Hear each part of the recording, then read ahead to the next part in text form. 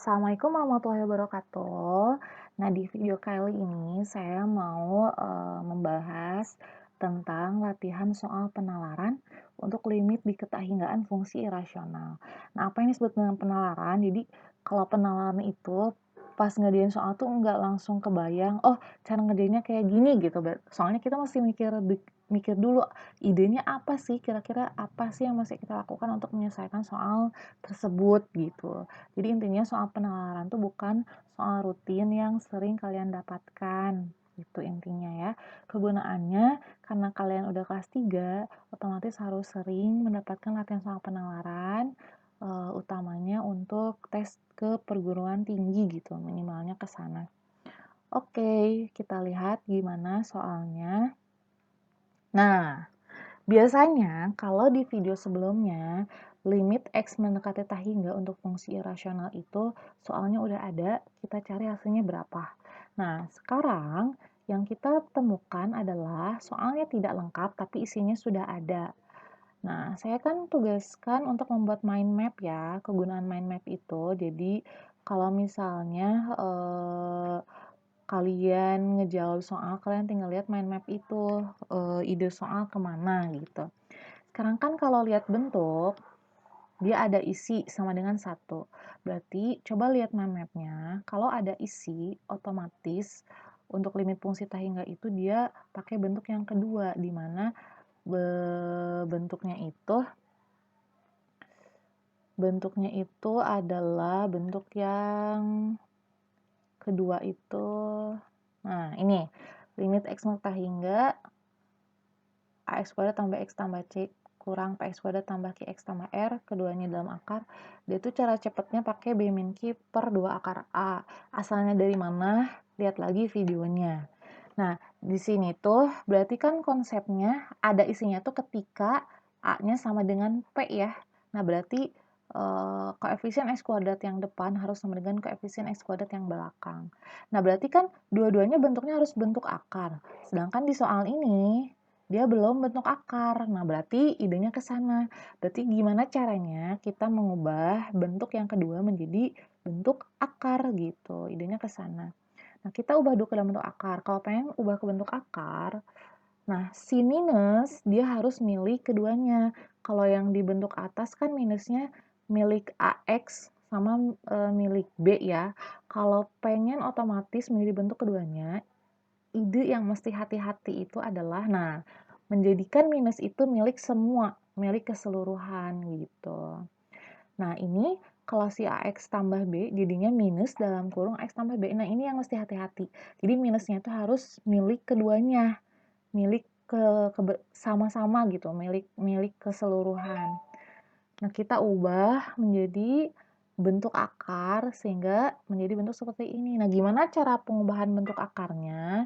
Cara pengubahannya itu kalau AX tambah B dikuadratkan dengan, nah X-nya dulu dikuadratkan. Nah, jadi A kuadrat kali X kuadrat. Ditambah 2 kali AX kali B menjadi 2ABX. Ditambah yang terakhir B-nya yang dikuadratkan menjadi B kuadrat. Nah, gitu bentuknya. Nah, sekarang kita lihat ke bentuk ini. Karena koefisien X kuadrat yang depan sama dengan koefisien X kuadrat yang belakang, di sini kan koefisien X kuadratnya 1. Di sini koefisien X kuadratnya A kuadrat, berarti 1 sama dengan A kuadrat. Nah, berarti A-nya sama dengan 1 gitu ya. Gitu ya. Nah, sekarang tinggal kita cari B-nya. Nah, gimana cara kita cari B-nya? Kita lihat ke sini.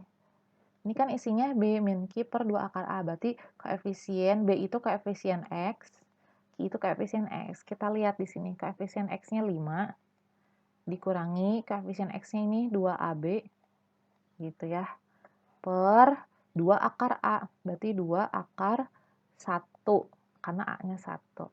Bu, misal, kan kalau A kuadratnya sama dengan 1, bisa aja A-nya sama dengan negatif 1. Nah, kalau kita pakai yang ini, berarti nanti pas di sininya, nih perhitungan ininya nggak akan mungkin, karena jadinya 2 akar negatif 1 gitu. Nah, ini nggak boleh kan? Nggak boleh ada akar di dalam, nggak boleh ada negatif di dalam akar. Berarti ini kita nggak pakai. Yang kita pakainya cuma A sama dengan 1. Nah, kita kembali ke sini, ini jadi 5 min 2 kali A kali B sama dengan 2 akar 1. Nah, ini kan hasilnya 1. Jadi si 1 itu kan sama dengan hasil yang ini ya, B min Q per 2 akar A. Kita tinggal hitung jadinya 5 kurang 2 kali A-nya 1 dikali B per 2 akar 1 berarti 2 sama dengan 1.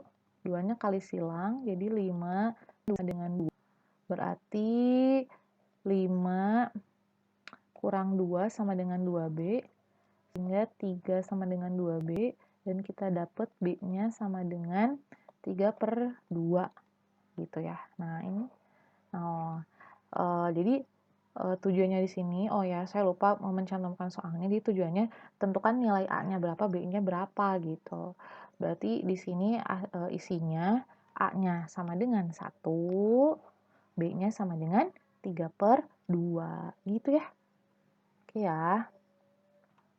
Oke, kita lanjut ke penalaran berikutnya. Nah, sekarang bentuk yang belum tentunya dia posisinya ada di depan, tapi ide pengerjaannya sama karena ada hasilnya ya. Karena ada hasilnya berarti idenya kembali ke bentuk kedua. Kalau bentuk yang pertama untuk limit fungsi irasional kan hasilnya ketika koefisien x kuadrat yang depan lebih dari yang belakang isinya apa gitu ya. Ketika koefisien x kuadrat yang depan kurang dari yang belakang berarti isinya apa. Nah, itu yang masih ngerti di mind map. Sekarang mah karena ada isinya 8, berarti otomatis si A sama dengan si P itu sama ya, gitu. Berarti ini idenya kita harus mengubah dulu ini menjadi bentuk kuadrat. Nah, gimana cara pembentukan kuadratnya? Sama kayak video sebelumnya, kita ubah dulu. Kita satukan dulu mereka, karena nggak ada minus berarti nggak ada masalah. Kita satukan jadi bentuk kuadrat. Cara pengkuadratan ada di soal sebelumnya ya.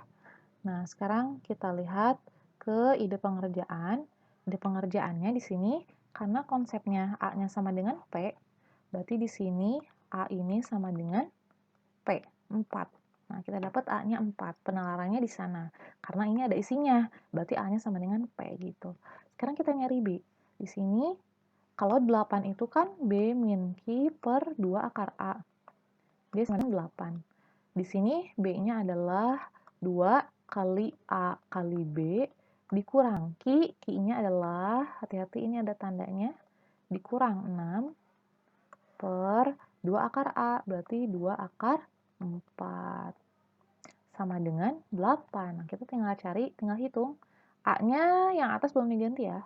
Berarti 2 kali 4 kali B, min ketemu min, plus 6 per 2 kali 2 sama dengan 2 kali 4 itu 8, berarti 8B ditambah 6 per 4 sama dengan, berarti 8B ditambah 6 sama dengan 4 kali 8 itu 32, berarti 8B sama dengan 32 dikurangi 6, berapa 32 dikurangi 6? 32 dikurangi 6 itu adalah 26 ya. Berarti B-nya adalah 26 per 8. Selama masih bisa kita sederhanakan aja. Berarti jadinya 13 per 4. 13 per 4 udah nggak bisa sederhana lagi ya. Paling jadi pecahan campuran. Pecahan campurannya berarti 3 1 per 4. Nah, bisa juga kayak gitu. Gitu. Gitu jadi analisisnya. Seperti itu ya. Oke, seperti itu. Mudah-mudahan bisa dipahami. Bisa menjadi bekal utamanya untuk tes perguruan tinggi. Jadi nanti kalian nggak akan bingung. Oke, cukup ya. Assalamualaikum warahmatullahi wabarakatuh.